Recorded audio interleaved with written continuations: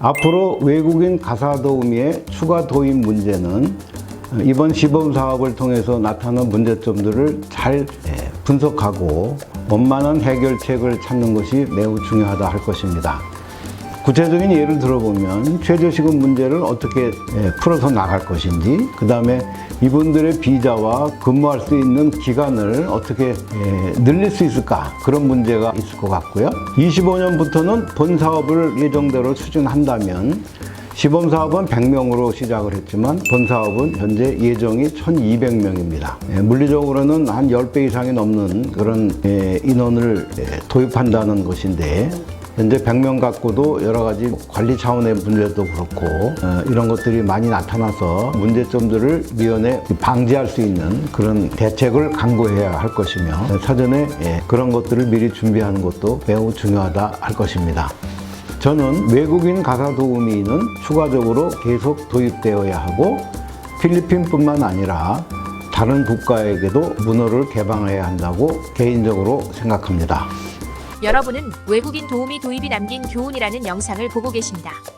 이번 영상은 필리핀 내니를 국내에 도입하는 과정에서 우리에게 주는 교훈은 무엇인가, 그런 제목으로 한번 말씀드리도록 하겠습니다. 필리핀 내니들이 24년 8월부터 한국에 들어와 사전 교육을 마치고 현재 현업에 투입되어서 일을 하고 있습니다.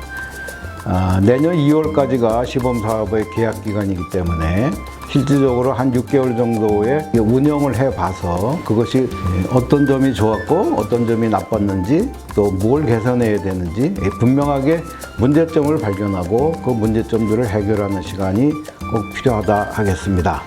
하지만 각 가정에 배치가 된 이후로 숫자는 적지만은 내니가 지금 이탈을 해서 현재 행방을 찾기가 어렵다는 그런 소식도 들리고, 또 초창기에 교육급여를 받는데 일단은 필리핀 내니들한테 돌아가야 될 월급이 늦게 책정이 되고 늦게 지급이 되는 바람에 좀 불만이 있지 않았나, 그런 것이 신문 기사를 통해서도 행간이 읽혀지고 있습니다. 보다 이제 현실적인 문제는 미리 사전 예약을 하신 분은 갑작스럽게 그냥 취소를 하는 분도 있고, 뒤에 새롭게 신청을 하시는 분도 있고, 그래서 구체적인 숫자는 조금 변동이 있겠습니다만은 필리핀 내니 입장에서는 하루에 2가정을 가고 있습니다.